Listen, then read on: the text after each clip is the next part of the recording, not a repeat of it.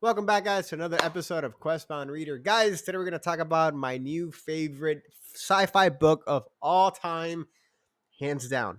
That is The Empire of Silence by Christopher Rocchio, and this is part of the Sun Eater series. Now, before you get to asking questions, no, I have not read much sci fi ever, but this hands down takes the cake.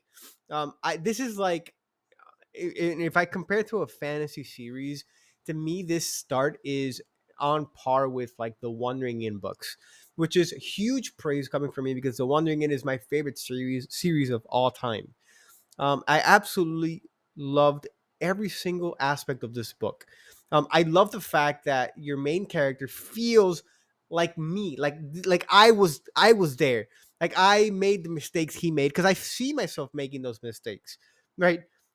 This character, Hadrian, Hadrian is his name, and he is a Palatine, right? He is part of, I guess you could say, the royalty of the planet they live in.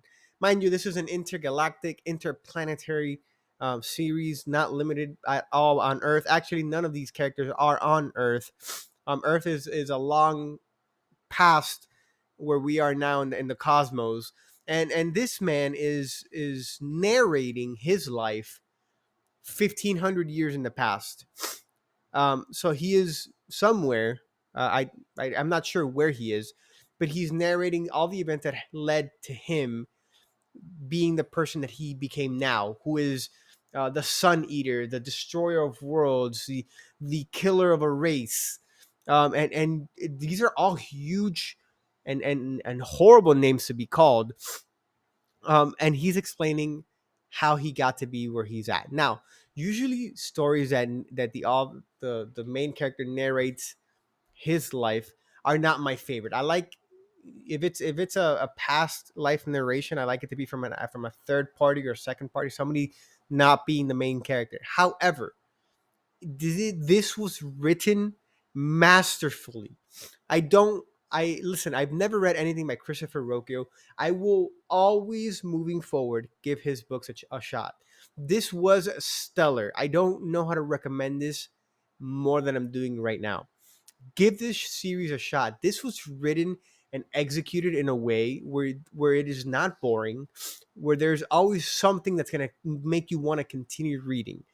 And I'll start right from the start without getting into too many spoilers.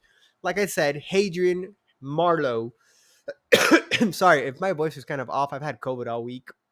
It's been a rough one. Anyway, Hadrian Marlowe is the name of the main character. And like I said, he is royalty.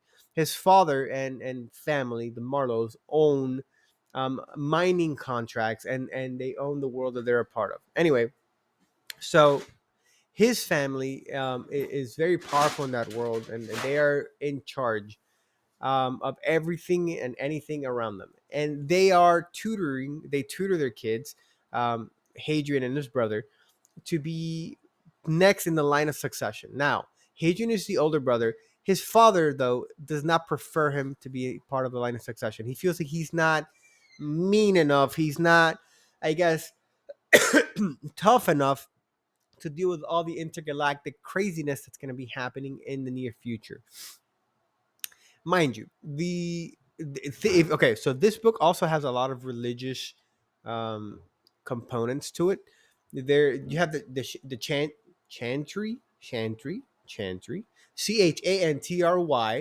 Listen, I can't. My tongue is it's not working with me today. Anyway, so the chantry, they are um, they are, I guess you could call them the religious component, the sect, the religious power. Think of like the Pope and the Vatican. That's them in an intergalactic level, and they are the ones who dictate what is right and what is wrong, religiously speaking. You also have the Emperor, and the Emperor is the Emperor Supreme. There's one Emperor for the humans, and there are many multitudes of races across the entire cosmos that were introduced to little by little. I don't remember all of them. I don't remember actually any of them, but the human and their main enemies, the Cielcin, Cielcin. I want to say. Let's go with that. Yeah. Now, these. Sealson or the Pale, which is what they refer to them as, are much larger than humans. They have horns, they have claws.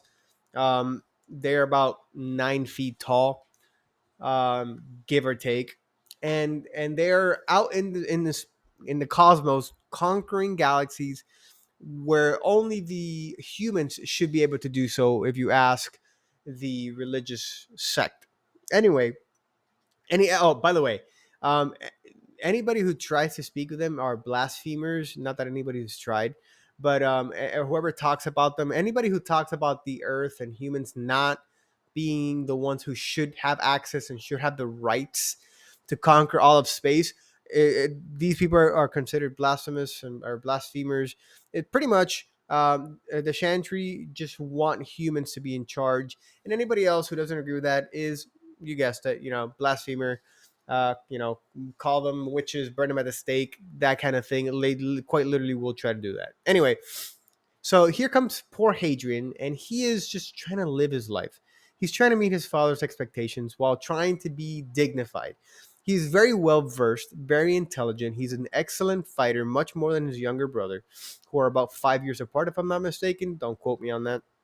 Anyway, he is trying to get by, and his father, upset with him, decides to make him part of the chantry. Chantry. Chantry.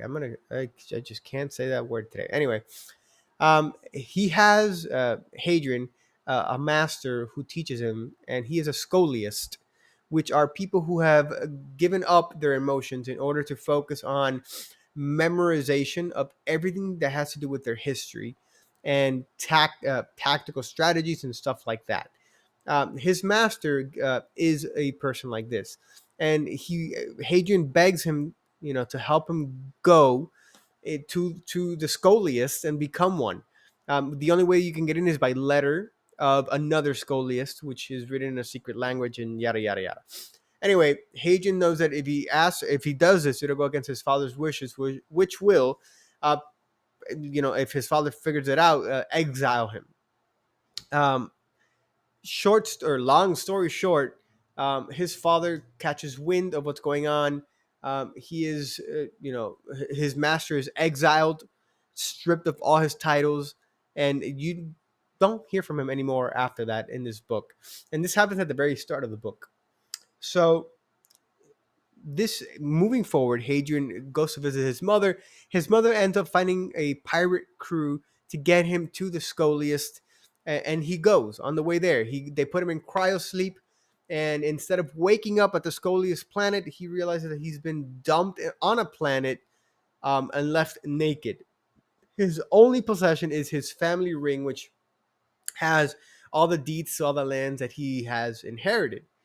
Um, but he's left stranded, naked. Apparently, the pirates did something and just dropped him off, dumped him, made off with the money that they had paid for him, and that's pretty much it. So he's now on another planet, and this is where the 90% of the story takes place. The planet is Emesh, if I'm not mistaken, and the city is Borosevo. Pronounce that how you will. I have no idea. That's what I'm going for. Anyway, so this dude, by the way, something that's very important: the higher you are in the royalty side of things, the better your genetic composition is. So Hadrian and his whole family paid millions upon millions of the equivalent of dollars, I'm assuming, in order to have complete genetic makeovers, meaning they are taller, stronger, they live for hundreds of years, if not thousands. And yeah, so his father, for example, is like 300. His grandfather is like 400, 600, something like that. So yes, this is not a luxury that many people have. You still have the regulars who are, living 60, 70 years, 80 years, and that's about it. So these guys genetically, right, and any Palatine genetically is superior to anybody else that's under them. And Hadrian's family has a very excellent genetic composition, so he's very wanted for that.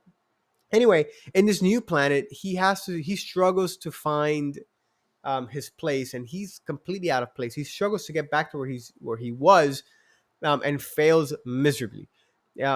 Longer story, even shorter. He's placed in a coliseum, and he places himself in a coliseum in order to raise money to go back to the Scoliasts somehow. Now, I just realized that we're literally right now at maybe a quarter of the book tops. There's a lot to say about this book. There's so much I want to spoil for you, but I don't want to do you the disservice of spoiling it, so I'm not. All I'm going to say that is that his life gets really freaking crazy, and he has to do a lot of horrible things in order to try to get off this planet and keep the secret that he is royalty, because right, the regulars would just beat the crap out of him and or kill him or try to sell him off in order to make some money from his genetic composition, and he's trying to avoid that, right? He's not, he hasn't told anybody who he is so far as of arriving on Emesh. Anyway, listen, listen. I don't know if you've read this series or not, but you really have to give it a shot. Um, it is like 5 out of 5 for character development. This guy really, really grows on you as a person. It is 5 out of 5 for world building. The world is humongous. You have many planets. You have many environment and biomes. You have so many different races that are interacting. You have complexity of religion like I've never seen it across multiple different races. It is sensational. You need to give this book a shot. Don't look, you don't know me. I get it. Don't trust me. Go read the reviews. Go to Goodreads. Go look on YouTube. Go look at other people who you may know. If you just trust us all in combination, right? I trusted you guys when I went into this one, and I am so happy. I am for sure, excuse me, for sure gonna finish this series. It is like I said, I'm putting a special place for this series. It's probably gonna go right here, since the Wandering Inn refuses to print out any physical hard copies of books. So yes, it's gonna go right there. That's where it's gonna go. The entire series. I loved it so much. I'm gonna give it a special place in my special section of my shelving. Anyway, guys, give this a shot. You're not gonna regret it. It is only 700 and something pages. I've heard that the series only gets better book after book. I've read that in so many comments, which is crazy because this was already like the best start to a series I've ever read in my life. So I highly recommend this. Give it a shot. Let me know what you think. If you love this series, tell me why. If you hated it, tell me why. Please get into a heated debate with me about this and let me know what you guys think. Guys, thanks for sticking around. Thanks for putting up with the coughing and other noises you might have heard in the background. I appreciate you guys. I hope to see you guys on the next one. Take care.